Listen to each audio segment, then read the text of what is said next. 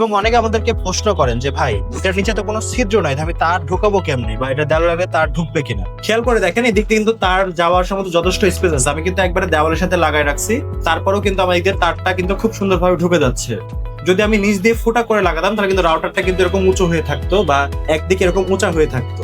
তো যার কারণে আমরা কি করছি, আমরা এই পোর্শনটাতে যথেষ্ট পরিমাণ আমাদের দেখতেই পাচ্ছেন একটা গ্যাপ রয়েছে, যার কারণে কিন্তু সমস্ত কেবল কিন্তু আপনি দিক দিয়ে আপ ডাউন করতে পারবেন।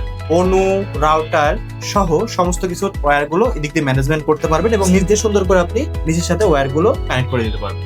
স্ক্রু লাগিয়ে দেওয়ালে ডিল করে নেবেন। অনেকে বলে ভাই এখানে আমাদের ড্রিল না করে যদি আমি লাগাতে চাই আমাদেরকে আঠাযুক্ত কোনো কিছু একটা দেন। তো ওটা কি হয়, দেওয়ালে লাগানোর পরে কিছুদিন পরে অটোমেটিক ওটা খুলে পড়ে যায়, যেহেতু এটা একটা হেভি ওয়েট একটা রাউটার স্ট্যান্ড এবং এটা কোনো প্লাস্টিক না, এটা সম্পূর্ণ 950 জিএসএম এর এমএস স্টিল দিয়ে করা এবং এটার উপর কিন্তু পাউডার কোটিং রং করা আছে, যার কারণে কখনো এটাতে জং ধরবে না, এটা কখনো নষ্ট হবে না। তো যার কারণে আমরা এখানে শক্তপোক্ত করার জন্য ড্রিল সিস্টেম করে রাখছি এবং রাউটার রাখার পরেও কিন্তু যথেষ্ট পরিমাণ স্পেস থাকে এবং নিচে আপনি এখানে রাউটার এবং এখানে আপনি অনু রাখতে পারবেন সুন্দরভাবে, এবং চাইলে অনু এবং রাউটার কানেক্ট করার জন্য যে মাল্টিপ্লাগ সেটাও কিন্তু আপনি এখানে রাখতে পারবেন। এটা সেট আপ করার জন্য খুবই সহজ।